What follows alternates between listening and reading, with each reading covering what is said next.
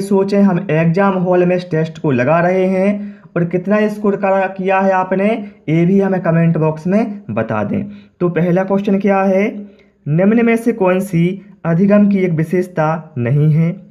अधिगम का अवलोकन प्रत्यक्ष रूप से किया जा सकता है। अधिगम व्यवहार में अपेक्षाकृत स्थायी परिवर्तन है। अधिगम प्राणी की अभिवृद्धि है, या फिर अधिगम एक लक्ष्योन्मुख प्रक्रिया है। तो यहाँ पर जो राइट आंसर हमारा है साथियों, वो हो जाएगा ऑप्शन ए। यह जो विशेषता है कि अधिगम का अवलोकन प्रत्यक्ष रूप से किया जा सकता है, यह अधिगम की विशेषता नहीं है, तो यही राइट आंसर हमारा हो जाएगा। प्रश्न क्रमांक 2, क्रिया प्रसूत अनुबंधन का दूसरा नाम क्या है। समीपस्थ अनुबंधन, नैमित्तिक अनुबंधन, प्राचीन अनुबंधन, या फिर चिन्ह अनुबंधन। आप लोग अपना आंसर सिलेक्ट करें क्या होगा। तो यहाँ पर राइट आंसर हमारा ऑप्शन बी के साथ चला जाएगा। क्रिया प्रसूत अनुबंधन का दूसरा नाम है नैमित्तिक अनुबंधन सिद्धांत।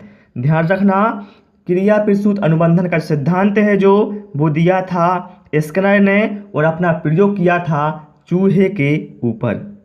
प्रश्न क्रमांक 3 पर आते हैं। अब आप वर्ग 3 की तैयारी के लिए परीक्षा ऐप की स्पेशल टेस्ट सीरीज खरीद सकते हैं, जो कि आपके मार्च में होने वाले एग्जाम को ध्यान में रखकर तैयार की गई है। इसमें आपको बहुत सारे बेनिफिट मिलने वाले हैं, जैसे कि आपको अपना टाइम मैनेजमेंट कैसे करना है, आप किस सब्जेक्ट में कितना वीक हैं ये भी आप पता कर सकते हैं, आपकी रैंक क्या आ रही है यह भी आप आसानी से यहाँ पर जान सकते हैं। अर्थात यहाँ पर आप अपना स्वयं का एनालिसिस कर सकते हैं। यदि आप इसमें पारस 50 कूपन कोड यूज करेंगे तो आपको 50% का डिस्काउंट दिया जाएगा। यदि आप इसे खरीदना चाहते हैं, डिस्क्रिप्शन में लिंक दी गई है, जहां से जाकर आप इसे आसानी से खरीद सकते हैं। अनुकूलित अनुक्रिया सिद्धांत किसके अनुकूलन पर बल देता है।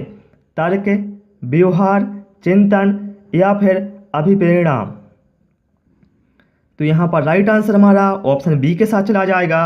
अनुकूलित अनुक्रिया सिद्धांत बल देता है व्यवहार के अनुकूलन पर। आप लोग हमें कमेंट करके बताएं कि अनुकूलित अनुक्रिया सिद्धांत किसने दिया था और किस पर प्रयोग किया था। प्रश्न क्रमांक 4, निम्न में से कौन सा थॉर्नडाइक के अधिगम के प्राथमिक नियमों में शामिल नहीं है। साहचर्यात्मक स्थानांतरण का नियम, अभ्यास का नियम, प्रभाव का नियम, या फिर तत्परता का नियम। तो देखिए साथियों, थॉर्नडाइक महोदय ने प्राथमिक नियम अधिगम के 3 दिए हैं, अभ्यास का नियम, प्रभाव का नियम और तत्परता का नियम। लेकिन जो ऑप्शन ए में कहा गया है साहचर्यात्मक स्थानांतरण का नियम, यह प्राथमिक नियमों में शामिल नहीं है, तो ऑप्शन ए यहाँ पर राइट आंसर हमारा हो जाएगा।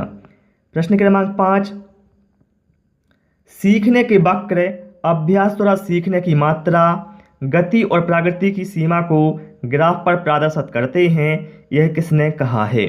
स्किनर, रॉस, एबिंगहास, या फिर एमएल विग्मी। तो यहाँ पर राइट आंसर हमारा ऑप्शन सी के साथ चला जाएगा, एबिंगहास। प्रश्न क्रमांक 6, पश्च अन्वेषण तथा साधन साक्ष्य विश्लेषण निम्न में से किसके उदाहरण हैं। स्वतः शोध, एल्गोरिदम, मानसिक वृत्ति, या फिर प्रक्रियात्मक स्थिरता। तो यहाँ पर राइट आंसर हमारा ऑप्शन ए के साथ चला जाएगा। ठीक है, पश्च अन्वेषण तथा साधन साक्ष्य विश्लेषण यह दोनों स्वतः शोध के उदाहरण हैं। प्रश्न क्रमांक 7, निम्न में से सामाजिक मूल्य कौन सा है।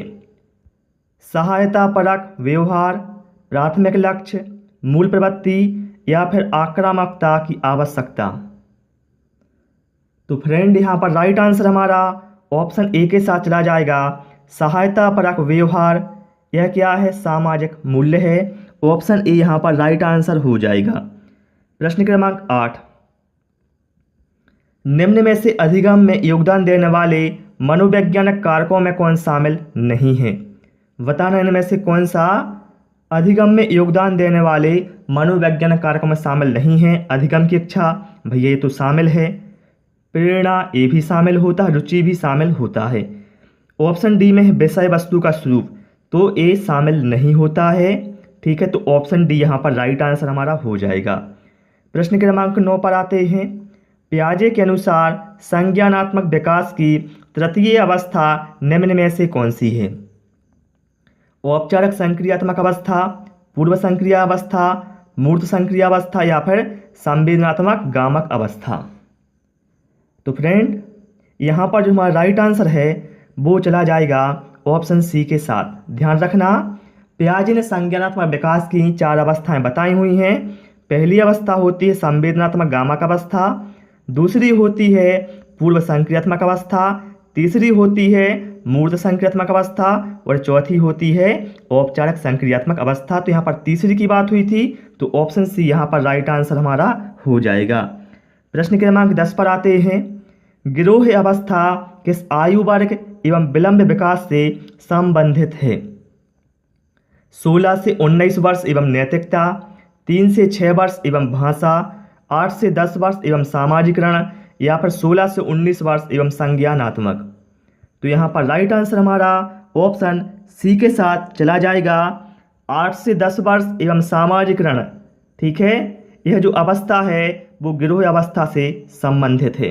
ठीक है, तो ऑप्शन सी यहाँ पर राइट आंसर हो जाएगा।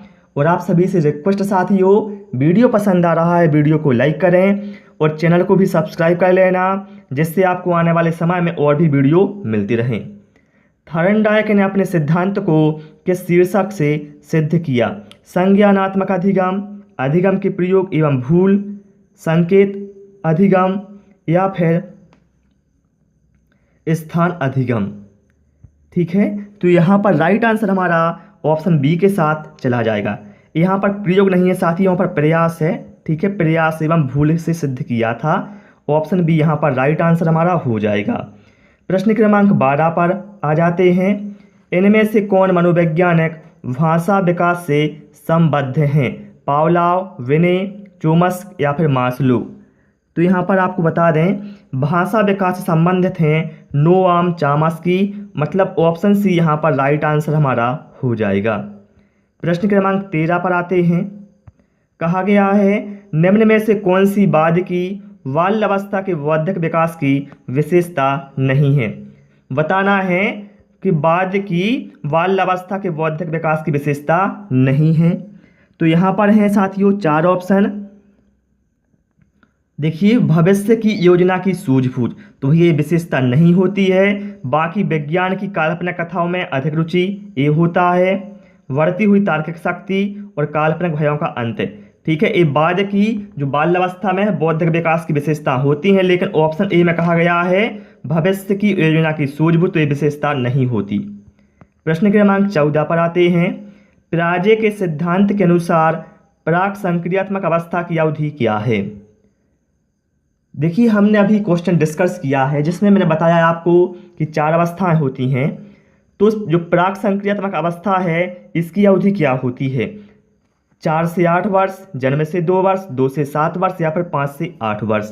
तो यहाँ पर राइट आंसर हमारा ऑप्शन सी के साथ चला जाएगा, 2 से 7 वर्ष।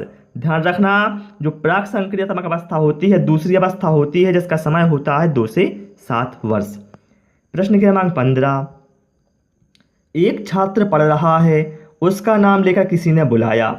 निम्न में से किस संवेदना के द्वारा वह छात्र अपनी अनुक्रिया प्रकट करेगा? दृष्टि संवेदना, स्पर्श संवेदना, ध्वनि संवेदना या फिर प्रत्यक्षण संवेदना। देखिए, मान लो आप पढ़ाई कर रहे हैं, आपके पिताजी ने आपका नाम लेकर बुलाया, तो आप क्या करोगे? आप कहोगे हाँ पापा जी बोलिए। मतलब क्या है, वह जो छात्र है वो ध्वनि संवेदना के माध्यम से अपनी अनुक्रिया प्रकट करेगा। प्रश्न क्रमांक 16। कहा गया है शैक्षिक सुधारों में प्रभावी विकेंद्रीकरण तभी संभव होगा जब खंड व संकुल संदर्भ केंद्रों की भागीदारी बढ़े। बिल्कुल सही है। स्थानीय संदर्भ व्यक्ति उपलब्ध हों, ये भी सही है। अध्यापकों के पास संसाधन और प्रासंगिक सामग्री भी मौजूद हो। मतलब क्या है, हमारा पहला, दूसरा और तीसरा सही है। तो ये हमें दिया है ऑप्शन डी में, ये बिल्कुल यहाँ पर सही आंसर हो जाएगा। प्रश्न क्रमांक 17 पर आते हैं। निम्न में से कौन सा अवबोध स्तर के शिक्षण में शामिल है? पृथक्करण, अनुप्रयोग, तुलना या फिर अन्वेषण। तो देखिए साथियों, अवबोध स्तर के शिक्षण में शिक्षक छात्रों के समक्ष पाठ्य वस्तु को इस प्रकार से प्रस्तुत करता है जिससे छात्रों को अवबोध के लिए अधिक से अधिक अवसर मिले। अर्थात यहाँ पर राइट आंसर हमारा ऑप्शन डी के साथ चला जाएगा। अन्वेषण मतलब क्या है? अन्वेषण का मतलब होता है खोज। ठीक। प्रश्न क्रमांक 18, सूक्ष्म शिक्षण चक्र का प्रथम पद होता है। बताना यहाँ पर राइट आंसर क्या होगा? प्रतिपुष्टि, शिक्षण, योजना बनाना या फिर प्रस्तावना। तो यहाँ पर राइट आंसर हमारा होगा ऑप्शन सी, योजना बनाना। यह सूक्ष्म शिक्षण चक्र का प्रथम पद होता है, योजना बनाना। प्रश्न क्रमांक 19, निम्न में से कौन सा शिक्षण का सूत्र नहीं है? सरल से कठिन की ओर, भैया ये तो शिक्षण का सूत्र होता है। अनिश्चित से निश्चित की ओर होता है। दृश्य से आदर्श की ओर ये भी होता है। और ऑप्शन डी में क्या है? निगमन से आगमन की ओर, तो ये नहीं होता, बल्कि आगमन से निगमन की ओर होता है। ये उल्टा लिखा है। ठीक है, तो ऑप्शन डी यहाँ पर राइट आंसर हमारा हो जाएगा। प्रश्न क्रमांक 20, और यह हमारा मॉडल पेपर का लास्ट क्वेश्चन है। आप लोग इसके बाद कमेंट करना आपने कितने आंसर सही दिए हैं 20 क्वेश्चनों में से। चलिए, तो क्या है यहाँ पर कहा गया है, कौशलों के स्थानांतरण के लिए कौन सा उपयोगी है? बताएं यहाँ पर राइट आंसर। कौशल अंतरण एक गति है, ना कि उद्देश्य, रेखीय अभिक्रम, शाखीय अभिक्रम या फिर तैयारी और अर्जन। तो देखिए साथियों, कौशल के स्थानांतरण से मतलब है हमारा कौशल का विकास। और ध्यान रखना, जो कौशल अंतरण है यह एक गति है, ना कि उद्देश्य। तो ऑप्शन ए यहाँ पर राइट आंसर हमारा साथियों हो जाएगा। तो साथियों इसमें हमने केवल 20 क्वेश्चन इंक्लूड किए थे जो कि मैंने आपको बता दिए हैं। आपको क्लास कैसी लगी कमेंट करके बताएं। क्लास पसंद आई हो तो वीडियो को लाइक करें, दोस्तों के साथ शेयर करें और नए नए वीडियो पाने के लिए चैनल को सब्सक्राइब करें। Thanks for watching this video.